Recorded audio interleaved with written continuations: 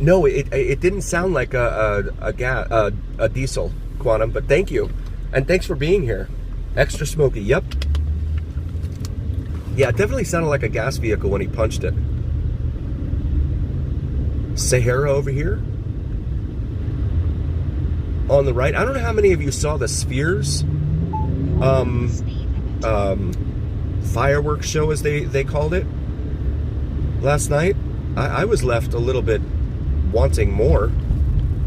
I thought they were actually going to have like fireworks on the screen and stuff, but there was like a lot of ads and stuff and weird like bubble things, and I don't know what they were doing. So if you want to ever want to walk between Las Vegas Strip and Fremont Street, this is the area you will be walking through right here. And Tobin, shout out to Tobin, the Aztec Inn.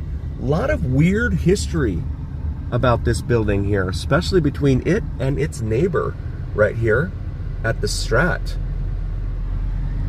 where they had some unexpected fires over the years. Or was it just a one time? Something like that. I know. Yeah, Sal. I was like, yeah. Usually back when I first moved here, they would do 15 minutes for the fireworks shows. Now I think it's like 8. They've like cut it in half or something. I don't know what they're doing. I mean, penny pinching everywhere. So now you really, I mean, the only thing, really the best way to see fireworks is for the, those people that are buying them illegally, and to just watch them, from somewhere elevated so you can see them from all over town. A couple of fires, yeah. So there was something definitely going on there, huh? Between Stupak and his successor. It is, and I agree, Sal, absolutely. I remember growing up, they used to be like 30 minutes in Fort Lauderdale. We used to we would go to the beach and stuff, and they would set them off from barges out in the ocean, and it would be 30 minutes at least. 4th of July, 7p to 12a, 90s, 2000s throwback party, performing live, Young Jock, hosted by Jay Nice and friends. Young Jock, I think that's one of your favorites there, Tobin, right? There's the 50-foot showgirls right there. Yeah, it is the sweet spot, absolutely. I agree. So again, they're trying to rebuild this area. This is Main Street here, the Arts District, as it's been called for the last probably decade or more at this point. But they are trying to rebuild it and revitalize. It's not an easy task for sure. Oh, it sank. Oh my God. Wow. Yeah, so Cinnamon and I, we both went on Pulse Point last night. If you're not familiar with Pulse Point, it's an app that shows you where the fire rescue people are, where those calls are and stuff like that, and who's been dispatched to that particular call. I think it's available in every city, but I don't know. But again, it's called Pulse Point, one word, PULSEPOINT. And we were looking at it last night here, and they were like all over the place. And Mike, you mentioned it last night. You said I wouldn't want to be a firefighter working tonight, because goodness, they were busy last night. 80 people here. Thank you guys so very, very much. Please like and subscribe. We really appreciate you being here. Very, very grateful for all of you. So we come up here to Utah Avenue here in the Arts District. Just south of downtown Las Vegas, you have some Clint Eastwood art there. Go ahead. Have a swell Saturday punks, it says there. So I need to be very, very careful with these parking lots now. After what I went through last weekend, I'm going to be very, very careful with these parking lots. But here's a little bit of Hollywood movie history right here for anyone who's new to the channel. And again, 88% of my analytics say that 88% of my viewers are new to the channel. So thank you guys for being here. And there is the mural for The Hangover 3, which was filmed right here, over off to the left. The guys walked across the street here, a la Abbey Road, a la the Beatles. And in fact, it's funny, I was on YouTube yesterday, and I noticed they actually have an Abbey Road live cam now for that crosswalk there in the UK. But yeah, that's really, really cool. They have these murals up here, and those buildings that used to be here. You know how Hollywood does? They'll change the names of buildings and stuff like that around, etc. for to accommodate a certain scene or whatever in a movie. And there we go. And Nevada Brew Works over here on the left. And then I always like to point out Holstein's over here on the right, because Holstein's is really, really cool. If you've never been, you've definitely got to check it out. They used to be located in the Cosmo. Is it? No, it's the next block, I think. Yeah, 1200 something up here past Colorado.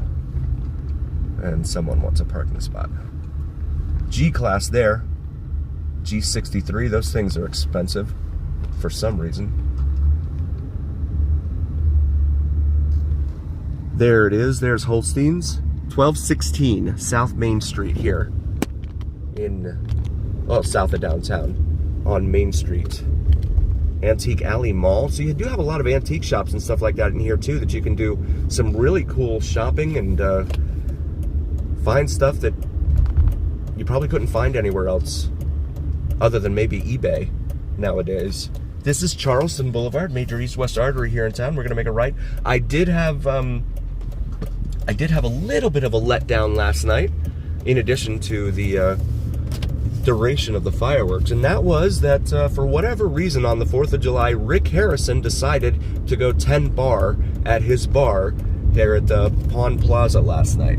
But I'm like, there's no way I'm gonna try and pull that off. I'm just gonna do the live from here on this side of town, and I'm not gonna bother now. I'll wait for another weekend. But that was the first time I'd actually seen the post for whatever reason. Facebook's weird the way it works. I don't understand it. But yeah, he'll come in on Fridays at like 8 p.m. a lot of Fridays, and he will 10 bar. I missed him again, Tobin. Oh, I was like, man. And you know, parking, I'm sure the place would be packed. I'm sure the place would be absolutely packed. So I'd probably have to walk a good ways. Let's go ahead and get over in this lane. Bliss Wedding Chapel right there on the right. So again, this is going to be the area you're going to be walking through if you did ever try to decide walking the 2 miles or so between Fremont Street and Las Vegas Strip. And there's a pizza place in here that Big T likes to visit. I think it's at 600, so I think we just passed it. No, did we? No, we didn't. I think it's up here, but we're going to make a right into here real quick because some more Hollywood TV history right here. My goodness, this place is dead. Look at this. Wow. Waxing Gibbous Moon up there. I don't know if that's coming out in the shot. But there is Pawn Plaza, opened up in 2015. Shout out to Mike and Tobin for helping me out with that one. And so his bar is right there where that balcony is there on the 2nd floor, facing Las Vegas Boulevard. His barbecue shop is right there beneath it. Really, really cool stuff. Gold and Silver Pawn Shop, 35th anniversary in 23, because they opened up. Now up there it says 88. So probably somewhere in there, probably like late 88, early 89 or something like that. And this security guy up on the 2nd floor, he's wearing a beanie. It looks like what Chumley would wear. They're going with a theme or something.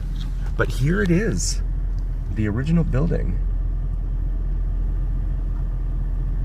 No pub crawler, yes. Not right now. Very, very cool stuff. 83 people here. Thank you guys so very much for being here. We do all things Vegas here on the Vegas Dawn channel. Glitz and the glam of the Las Vegas Strip, as well as all areas around town. Yeah, where is that pub crawler? Go ahead and make a wide swing out here. And there is the Gold and Silver Pawn Shop. The front doors, the facade of which has been